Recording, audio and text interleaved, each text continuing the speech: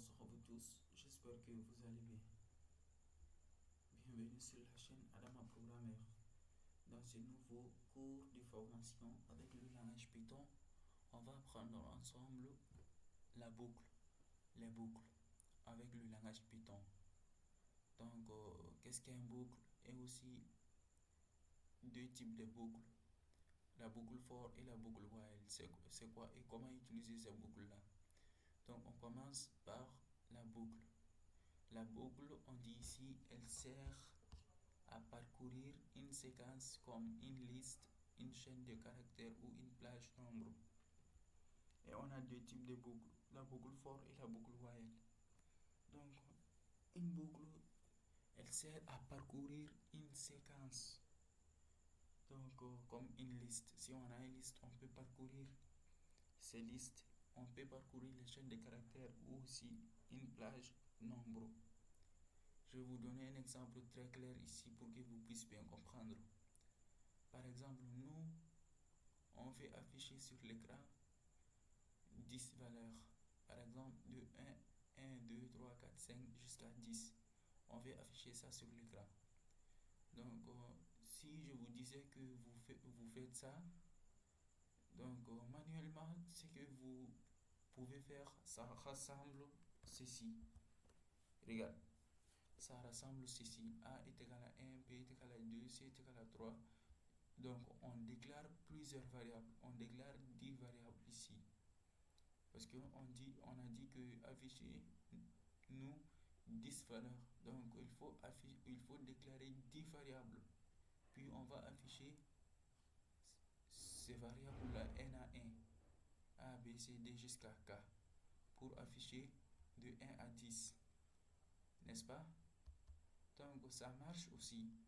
Mais c'est pas recommandé avec le langage Python. C'est pas recommandé avec le langage de programmation. C'est pas bonne manière. C'est pas la bonne manière.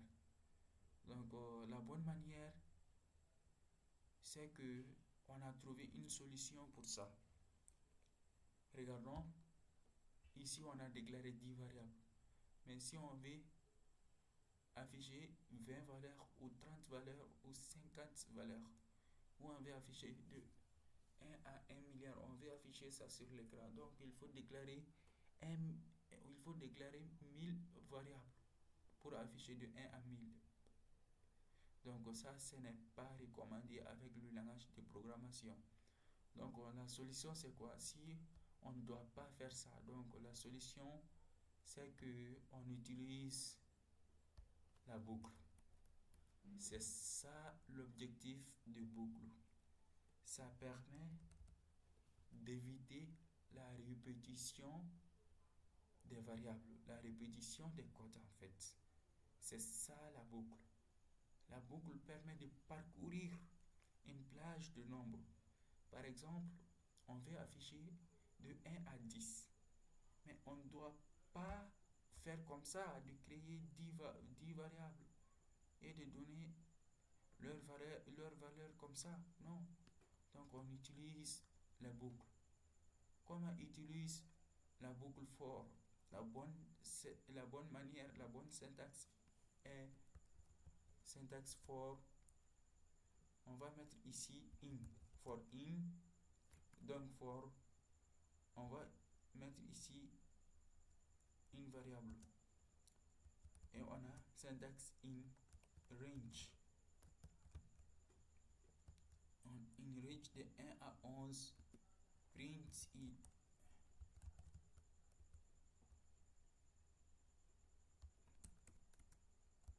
Print i. Regardons. Vous voyez que ce n'est pas la même chose. Regarde.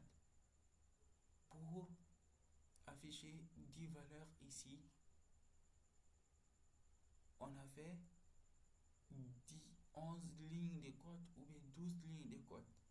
Mais avec la boucle, on utilise 2 lignes de code seulement. Avec 2 lignes de code seulement, vous pouvez avoir ces résultats-là. Ouais, c'est magnifique quand même, c'est magnifique. C'est ça que la boucle est très très important dans le langage de programmation. parce qu'elle permet de résumer les blocs, elle permet de résumer le programme. Regarde, for i in range de 1 à 11, print i. Je vais vous expliquer ça. Ça, c'est la manière dont on utilise la boucle for. On a ici une variable qui s'appelle i. Donc, il va parcourir de 1 à 11. Pourquoi on a mis 11 ici? Parce que il commence de 1. Donc, on dit que 1, c'est inclus. C'est comme si ça commence de compter le nombre, le premier valeur, c'est 1. Donc, ça va compter ces 1 là.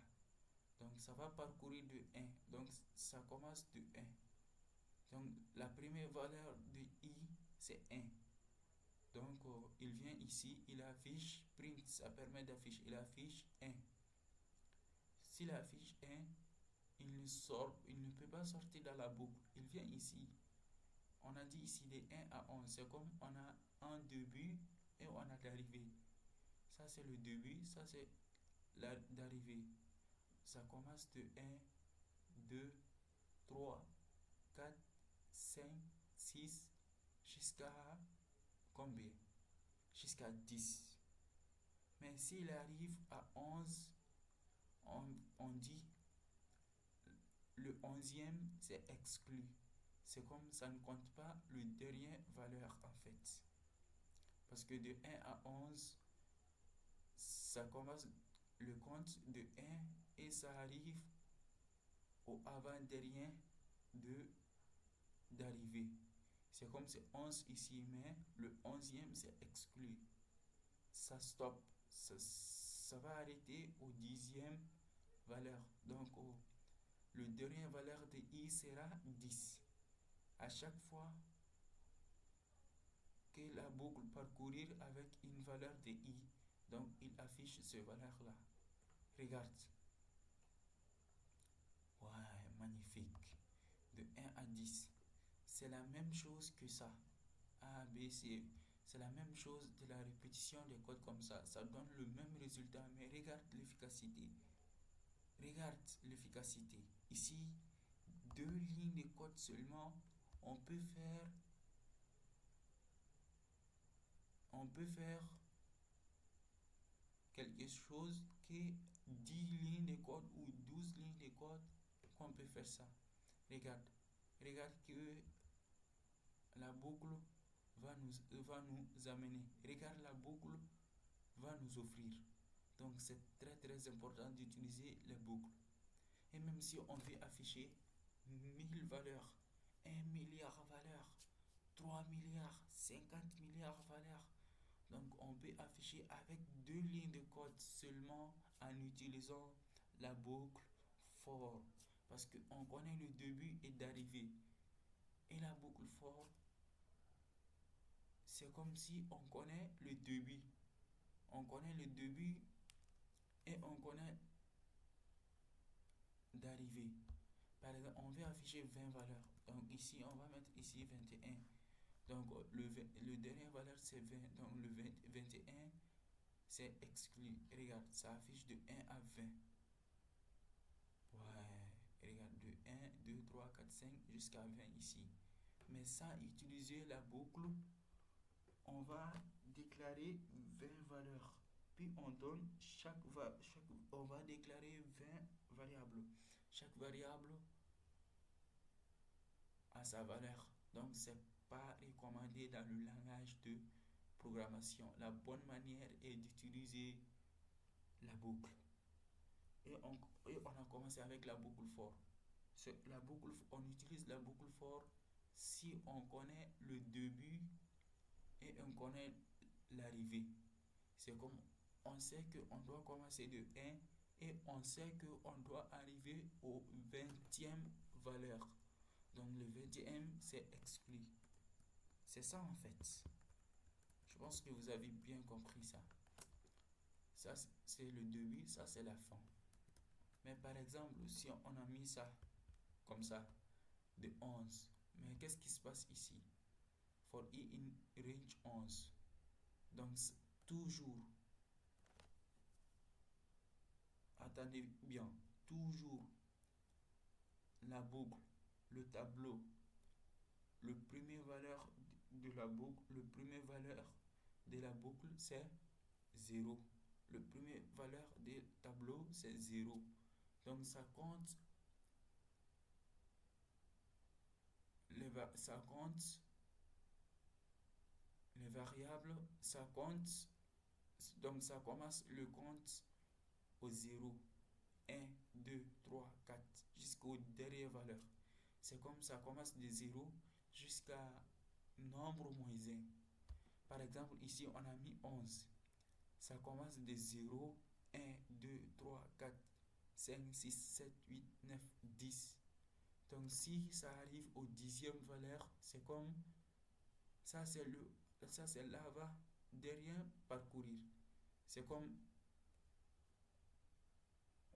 on arrive au dixième valeur, ça stop ici, s'arrête ici. Parce que le dernier valeur qui est 11, c'est exclu. Et même si on a fait ça, donc ça affiche 10 valeurs. Ça affiche de 1 à 10 parce qu'on a dit toujours le premier valeur c'est inclus. Ça compte ça. Mais le dernier valeur c'est 11. Donc c'est un exclu. Regarde, regarde, ça commence de 0. Pourquoi? Parce que si on a mis ici 11 seulement, donc ça commence le compte au 0, 1 et 2 jusqu'à 10. Regarde, jusqu'à 10. Mais on veut afficher seulement de 1 à 10. Maintenant, qu'est-ce qu'on fait?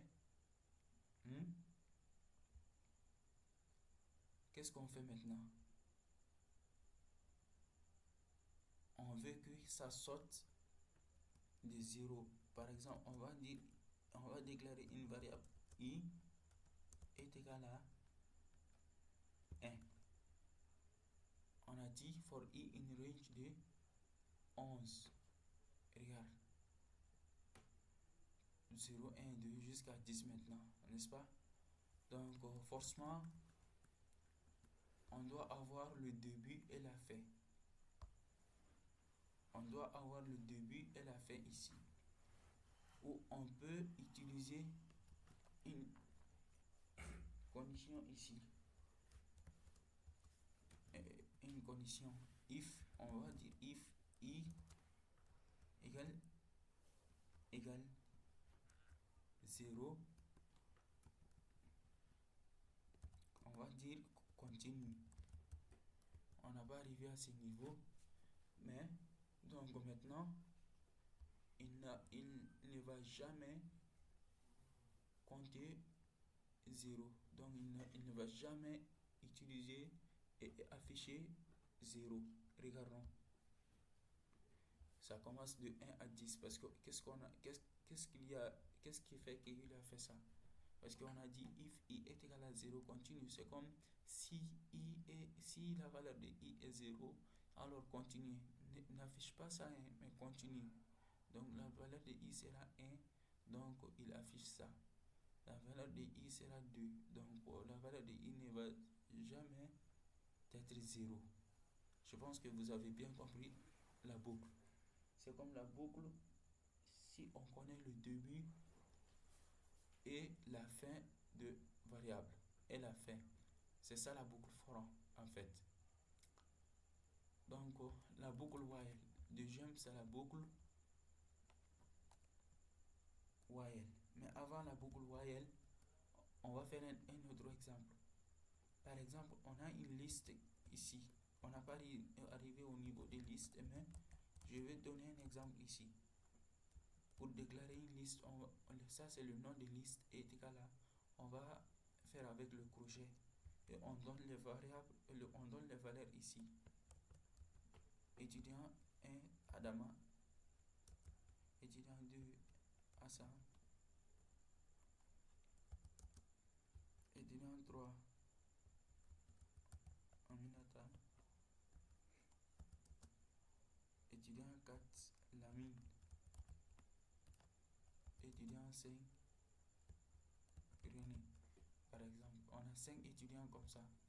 on veut afficher tous ces étudiants-là. On peut afficher manuellement. Par exemple, print étudiant indice 0. Ça veut dire afficher l'étudiant 0. C'est comme toujours ce qu'on a dit. Toujours l'indice commence de 0 à n-1, au nombre -1. Donc, indice 0, c'est Adama. Indice 1, Assa. Indice 2, Aminata. Indice 3, Lamine. Indice 4, René. On a 5 valeurs, mais ça commence de 0.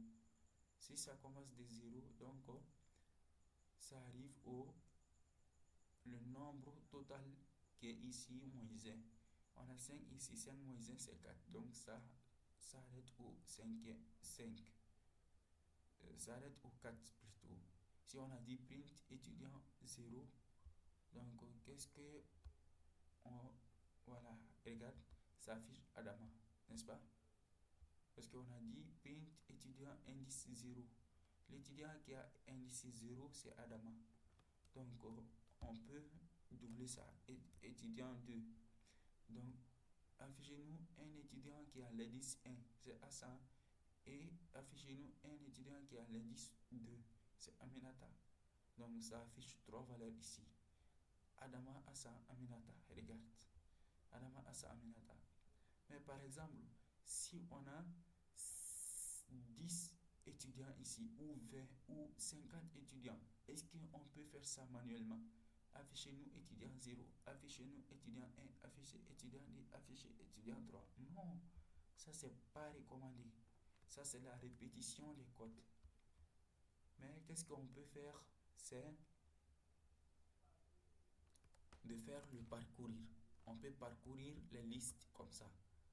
Par exemple, for A, in étudiant par exemple. For A, ça c'est notre variable A. C'est A qui va parcourir la valeur des étudiants ici. C'est étudiant là, c'est ça qui est étudiant ici. Donc on donne tous les valeurs des étudiants qui est ici au E, au variable E. Donc si on la donne à E, on va dire ici, affichez-nous la valeur de E. Donc la valeur de E commence de ici à là-bas, à ici. Donc la valeur de I commence de Adama à René. Donc chaque parcourir, parce qu'on a dit ici, E commence de... On a dit E va prendre la valeur de étudiant, n'est-ce pas? Et étudiant, la valeur de étudiant, c'est une liste quoi. C'est comme ça commence d'ici et ça arrive ici. Donc toutes ces valeurs-là sera données au I. Puis on a mis ça dans une boucle. On a dit for A in étudiant affiche étudiant. Si étudiant égale à indice 0 Adama, donc il affiche Adama. Si c'est Assa, il affiche Assa. Si c'est Aminata, il affiche Aminata. Si c'est Lamine, il affiche Lamine. Si c'est René, il affiche René. Même si on a 50 étudiants, ça affiche 50 étudiants avec ces deux lignes de code. C'est magnifique quand même, c'est magnifique. Ça permet d'éviter les doublons. Ça permet d'éviter la répétition du code en fait. Regardons ici, ça affiche de Adama à Rémi. Ça affiche notre 5 étudiants. Regardons Adama, Assa, Aminata, Lamine, Rémi. Et même si on a ajouté un autre étudiant, ça affiche ça aussi. Regarde, si on a ajouté Eren, on a ajouté Doudou, on a ajouté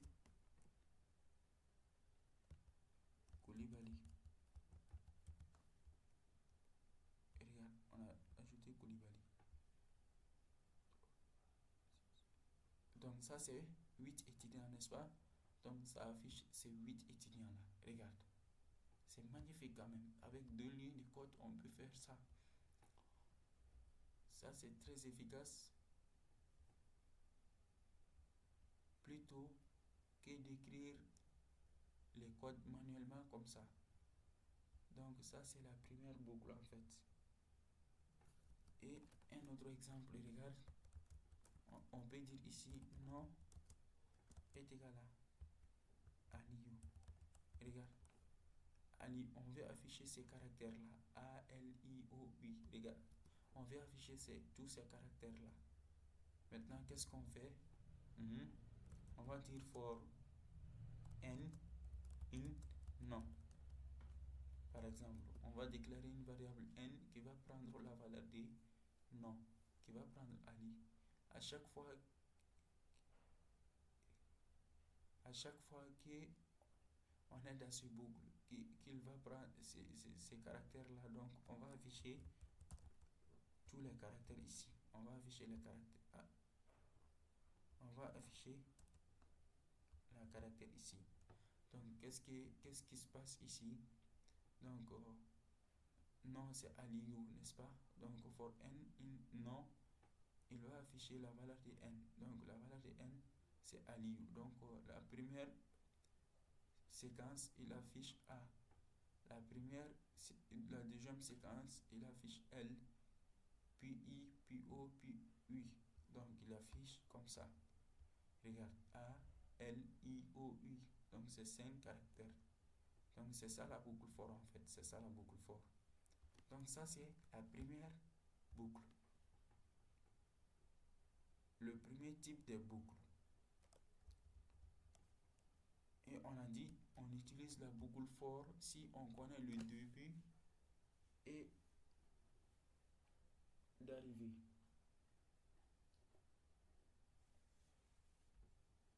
Et le deuxième type de boucle, c'est le boucle while. On écrit comme ça, while. La syntaxe globale, c'est while. On va mettre ici condition. Puis 2 points. On va mettre ici instruction si la condition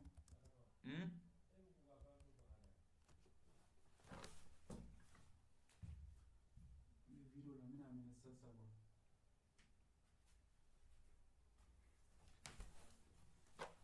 Si la condition est vraie. Si la condition est vraie. Donc si la condition est fausse, il n'exécute plus ces conditions. Donc c'est ça la boucle while. C'est ça la boucle while. On va donner un exemple ici pour que vous puissiez comprendre. On va mettre ici while.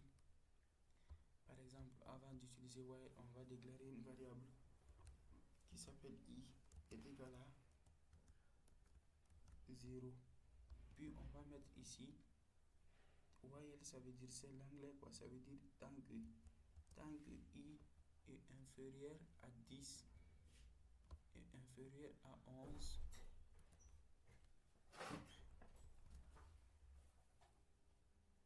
tant que i est inférieur à 11, affichez la valeur de i. Donc la première valeur de i c'est 1, c'est 0. Donc on va mettre ici 1. La première valeur de i c'est 1. Donc il affiche 1 ici. Parce qu'on a dit i, tant que i, la première valeur de i c'est 1. Donc 1 est inférieur à 11. Il affiche i. Donc il ne sort plus dans la boucle parce que la condition est vraie. Si la condition est vraie, donc il rentre dans la boucle. Il reste dans la boucle. Il va prendre ici i plus 1. I est égal à i plus 1. Donc le nouveau valeur de i sera 2.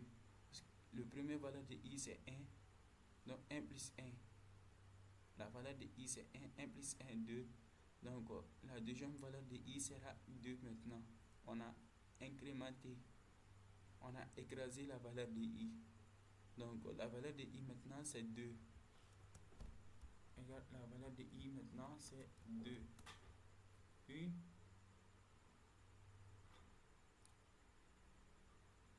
on vérifie encore. Est-ce que I est inférieur à 11? I est égal à 2 ici. Est-ce que 2 est inférieur à 11? Si oui, on affiche 2 ici. Puis on incrémente la valeur de I. La valeur de I sera 3 parce qu'on a dit 2 plus 1 c'est 3. Puis il reste dans la boucle. On vérifie est-ce que la valeur de I est inférieure à 11. Si oui, donc on affiche 3 parce que la valeur de I c'est 3. Puis on ajoute 1 aux valeurs de I. Donc I sera 4. Et c'est comme ça quoi. Donc jusqu'à I inférieur à, si I est arrivé au 10, par exemple, il affiche le 10e valeur, puis il ajoute 1 au 10. Donc la valeur de I c'est 11, sera 11. Donc il vérifie est-ce que 11 est inférieur à 11. Attention, là maintenant la condition elle devient fausse, n'est-ce pas? Parce que 11 n'est pas inférieur à 11. Si c'est pas vrai, donc il sort de la boucle directement. Donc il affiche de 1, le premier valeur de I, et à 10 ici. Donc si I arrive à 11, donc il bloque le programme. Regardons. Waouh, on a même le résultat ici. 1, 2, 3, 4, 5, 6, 7, 8, 9, 10. Et avec for, on utilise seulement, parce qu'on connaît le début, on connaît qu'on doit commencer de 1 à 10. Mais avec la boucle while, c'est opposé. On ne connaît pas le début ni la fin. Là, on conditionnait, par exemple, on va faire la condition ici. Donc, tant que la condition est vraie, on reste dans la boucle. Tant que la condition est vraie, on reste dans la boucle. Si la condition devient fausse, là, on sort dans la boucle. Je pense que vous avez bien compris. Et je donne un autre exemple ici. Je donne un autre exemple. On veut demander l'utilisateur son nom, mais son nom ne doit pas être vide. Par exemple, je vais écrire ce programme-là. Programme qui demande le nom de l'utilisateur. Donc, on doit forcer l'utilisateur de donner son nom. Et son nom ne doit pas être vide aussi. Et son nom ne doit pas être vide. C'est comme forcément, il doit donner quelque chose au nom. Pour faire ce programme, on peut faire ce programme-là avec while. Pourquoi on ne peut pas faire ça avec for? Parce que avec for, c'est comme pour I allant de 1 à quelque chose. C'est comme on connaît le début et d'arrivée. Mais ici, on ne connaît pas quelle fois que l'utilisateur donne le bon valeur. On ne connaît pas ça. Ça peut être première fois que l'utilisateur donne la bonne valeur. On ne connaît pas si l'utilisateur donne avec la deuxième la bonne valeur au deuxième séquence. On ne connaît pas ça. Là, on ne connaît pas quelle fois que l'utilisateur va donner la bonne réponse. Là, on utilise la boucle while. Parce qu'on a dit que ce nom-là ne doit pas être vide. Le nom de l'utilisateur ne doit pas être vide. Forcément, on doit redemander. Si l'utilisateur donne un champ vide, on doit redemander à l'utilisateur de donner son nom. Tant qu'il ne donne pas son nom, on reste dans la boucle. Donc c'est comme on oblige l'utilisateur de donner quelque chose lors de son nom. Et comment faire ce programme? Donc on utilise la boucle while ici. Pour faire ce programme, premièrement, regarde, on a écrit qui demande le nom de l'utilisateur et son nom ne doit pas être vide, n'est-ce pas? Quand on connaît que le nom est vide, je vais faire un commentaire ici. Si nom égale à un chaîne de caractères seulement, ça veut dire que le nom est vide, n'est-ce pas? Donc, ça, c'est un petit point important. Si le nom est un chaîne de caractères vide, comme ça veut dire que nom est nul. Cela veut dire que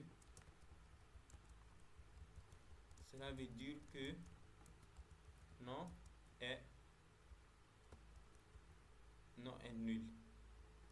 Donc, si le nom est égal à la chaîne de caractères vide, on n'a pas quelque chose ici, ça veut dire que le nom est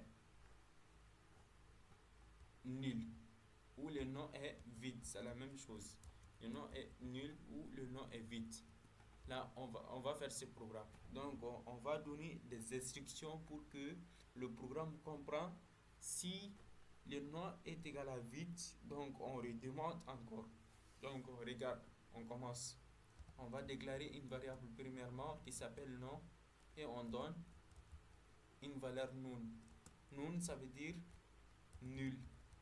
C'est un syntaxe de Python, ça veut dire nul. Donc, premièrement, on a dit nom est égal à nul. Parce qu'il faut qu'on donne une valeur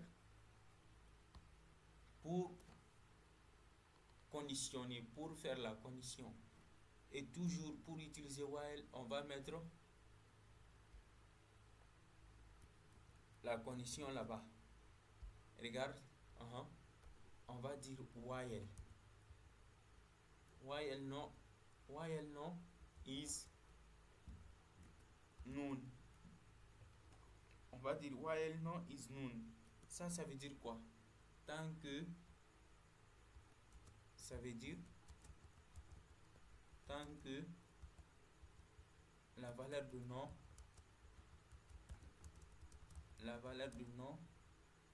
est nulle.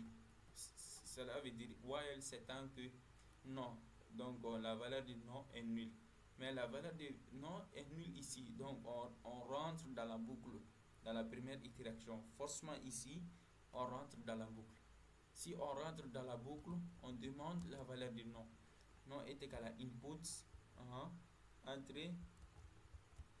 Entrez votre nom. Entrez votre nom ici. Regarde. Entrez votre nom. On va mettre des points comme ça. Donc si il donne son nom ici, donc il faut qu'on vérifie ça. Donc et ce nom là qui est ici ne doit pas être vide. Donc qu'est-ce qu'on fait pour que le programme comprenne que si c'est vide, il le redemande. Si ce n'est pas vide, donc il sort dans la boucle. Il finit le programme.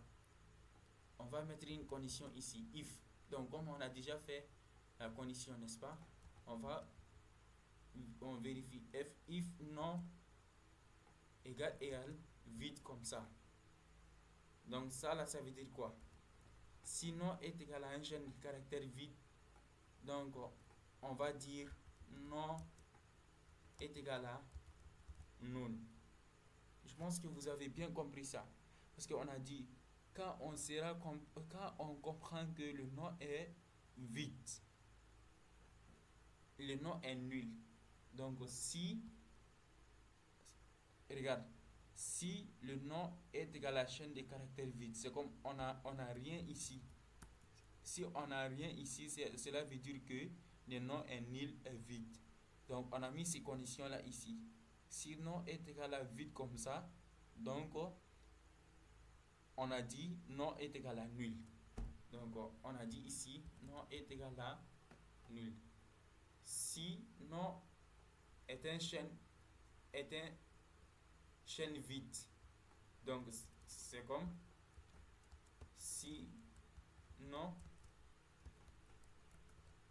est un chaîne vide. C'est comme si nom est un chaîne vide. Là, on va dire non est nul. C'est comme non est nul. Non est nul. Donc on va l'initialiser encore. Donc on va donner le nul au nom encore. on va mettre ici else. Else, ça veut dire sinon. Sinon quoi? Sinon n'est pas nul, n'est-ce pas? Regarde.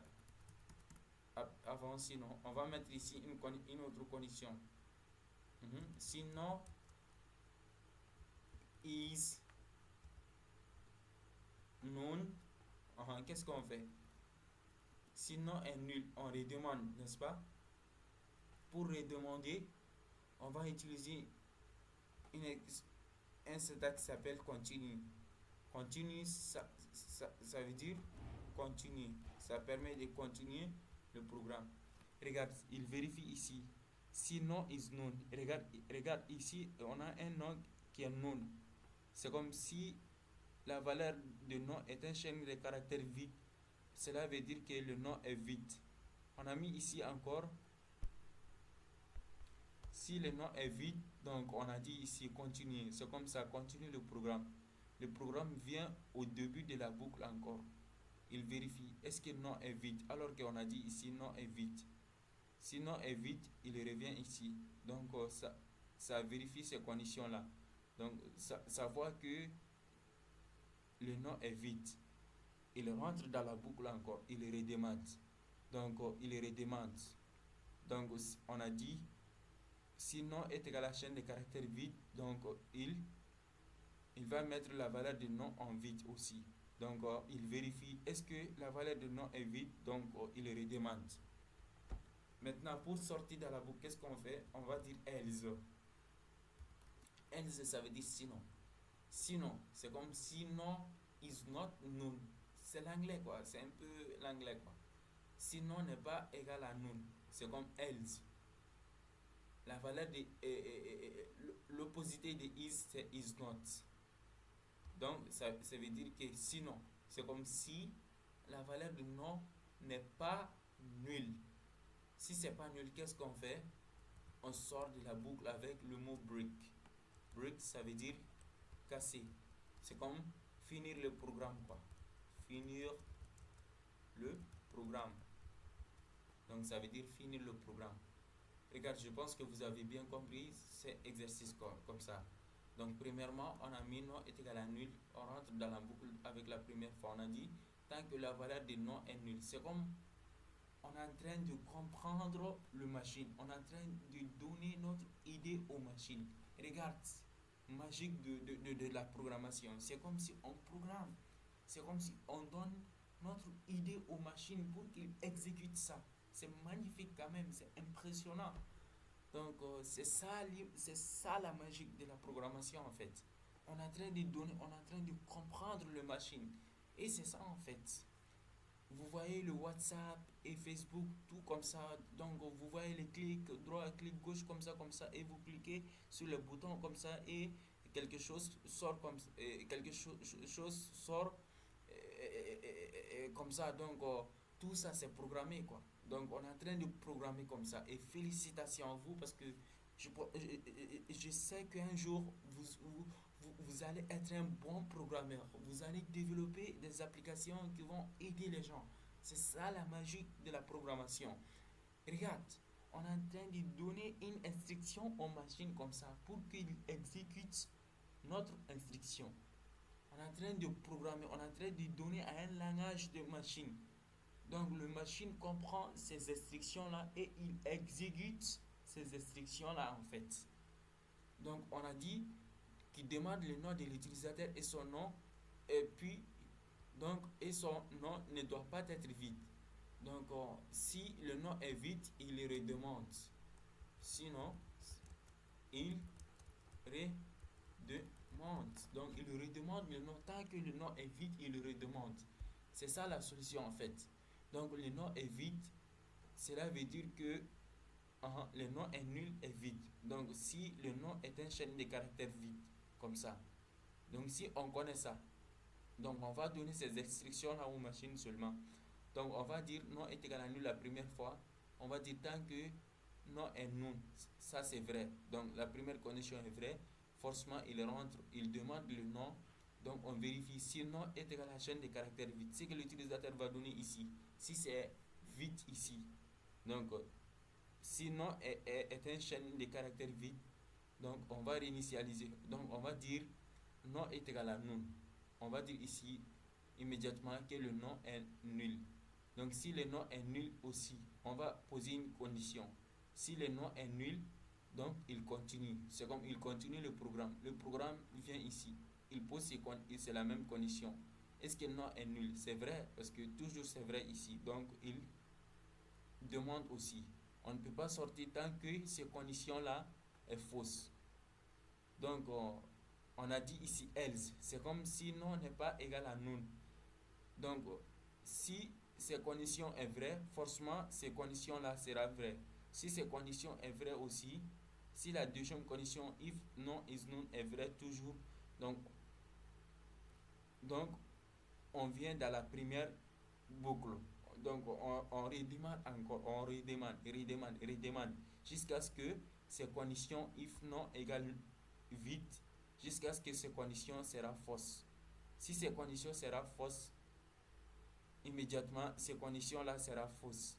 Si ces conditions sera fausse, immédiatement on va dire sinon. C'est comme si ces conditions est fausse, forcément le nom n'est pas égal à nul. Le nom n'est pas égal à vide. Si le nom n'est pas égal à vide, on va casser le programme. Donc on peut mettre ici print. On peut saluer print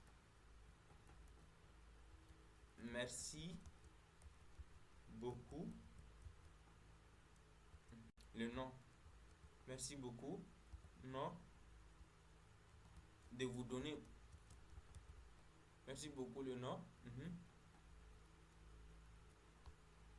Donc on va faire le string. Regarde ici. Merci beaucoup pour vous. Merci beaucoup plus le nom. Regarde. Si on a exécuté ce programme là, qu'est-ce qui se fait? Donc il fait ce qu'on a besoin.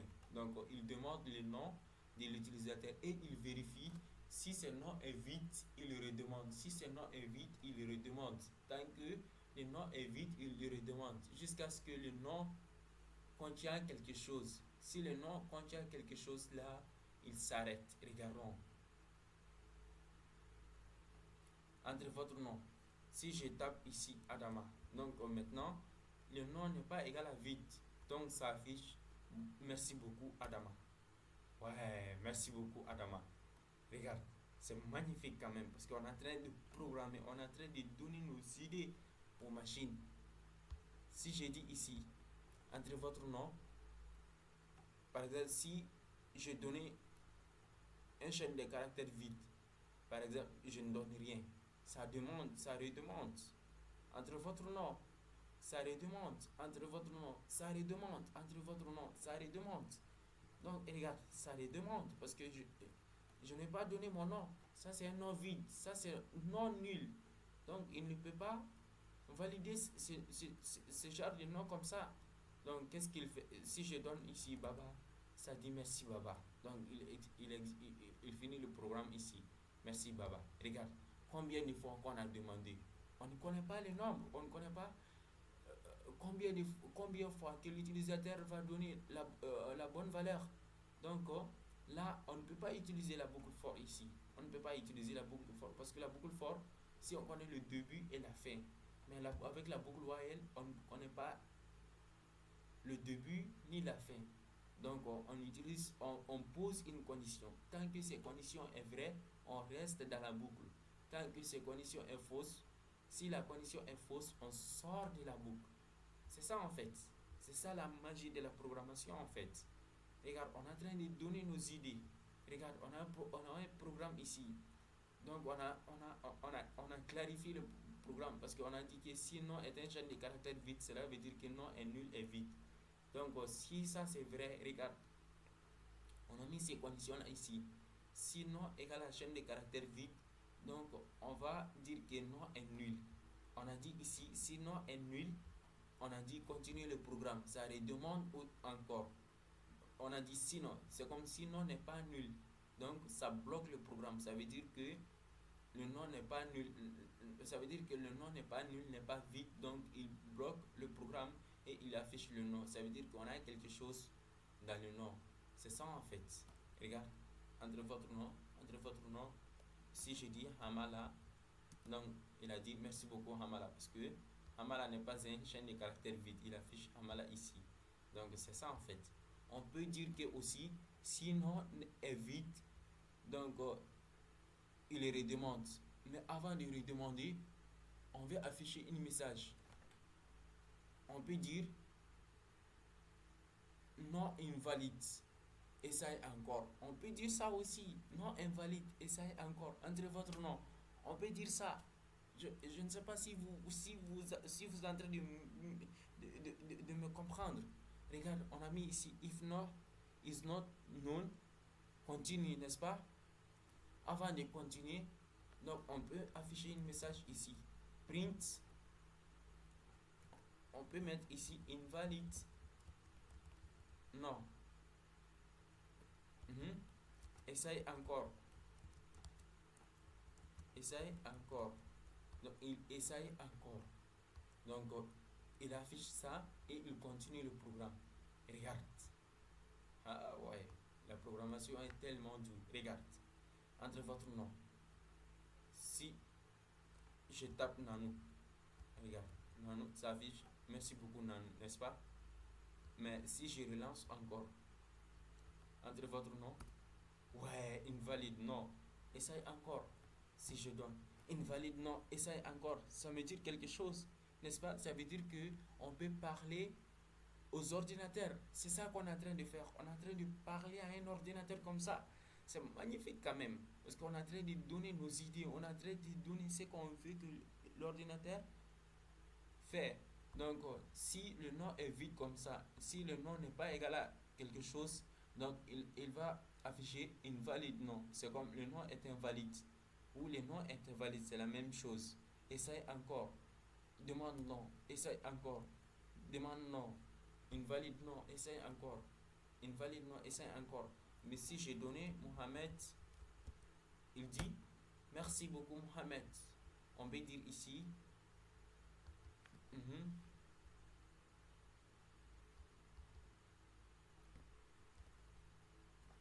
On peut dire le nom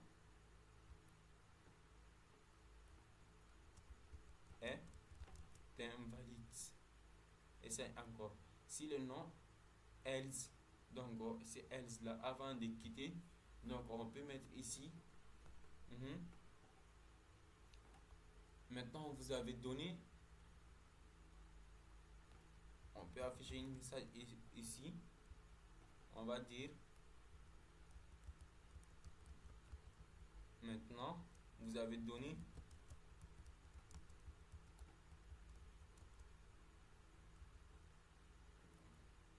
le bon nom. Voilà. Donc maintenant vous avez donné le bon nom. Regarde. On affiche ces messages, puis on affiche merci beaucoup non. Ouais, regarde. Entre votre nom. Le nom est invalide. Essaye encore. Il redemande entre votre nom. Le nom est invalide. Essaye encore entre votre nom. Le nom est invalide. Essaye encore entre votre nom. Si je donne Adama Programmeur. Ça c'est le nom de ma chaîne YouTube. Si je donne Adama Programmeur, qu'est-ce qu'il s'affiche? Maintenant, vous avez donné le bon nom. Merci beaucoup Adama Programmeur. Mais si je n'ai donné rien, donc ça affiche toujours le nom est invalide. Essaye encore. Mais si je donne le bon nom comme Adama Programmeur ou Adama seulement, ça affiche maintenant vous avez donné le bon nom. Merci beaucoup Adama Programmeur. C'est ça en fait. C'est ça l'avantage et la magie de la programmation. Et c'est ça en fait la boucle. C'est ça, on utilise la boucle for et while. Et je pense que vous avez bien compris la logique. Et merci beaucoup pour une autre nouvelle vidéo. Merci, n'hésitez pas à vous abonner, de liker aussi, de partager pour ne rien rater. Merci beaucoup.